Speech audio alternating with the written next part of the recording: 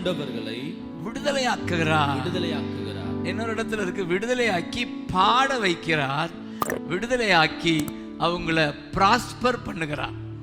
விடுதலையாக்கி பாட வைக்கிறார், விடுதலையாக்கி அவர்களுக்கு செழிப்பை கொடுக்க. பிராஸ்பரிட்டினா அர்த்தம் என்ன? செழிப்பு. அவர்களை வசதி படைத்தவர்களாக மாற்றுகிறார். கை தட்டுங்க பார்க்கலாம்.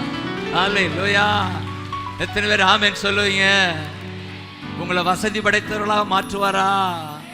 கட்டுண்ட இருந்த நம்மை வசதி படைத்தவர்களாக பிராஸ்பரிட்டி மாற்றுகிறார். பாருங்க, ஒரு பன்றி சிங்கிற தவிடு கிடைக்காத அந்த மகன் அப்பான்னு வந்த போது அவனுக்கு கிடைத்த பரிசை பாருங்க, கொழுத்த கன்றை கொடுத்து அவனை ஆசீர்வதிக்கிறார். ஆமென் சொல்லுங்க. ஆமென். அலங்கோலமா வருறான், அலங்கோலமா வந்த அவனை அலங்கரிக்கிறார். ஆமென் சொல்லுங்க. அப்ப அப்பாவுக்கு நம்முடைய உடல் மேல அக்கறை இருக்கு.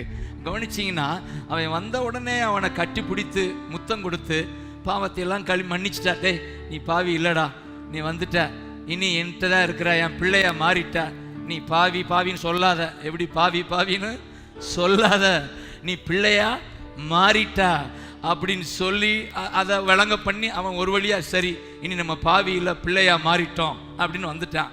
அடுத்து செய்யறாரு, பிரிங் த பெஸ்ட் ட்ரெஸ்ஸை வச்சு உடலை அலங்கரிக்கிறார். இப்போ நான் விசுவாசிக்கிறேன், இந்த நாளில் உங்க உடலை அலங்கரிக்கிறாரு.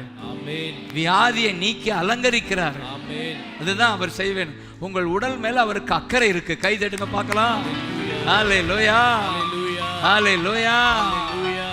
அலங்கரித்து அவர் சொல்றாரு, இந்த குமாரன் மரித்திருந்தான், உயிர்த்து விட்டான், இவன் காணாமல் போயிருந்தான், கண்டுபிடிக்கப்பட்டான்.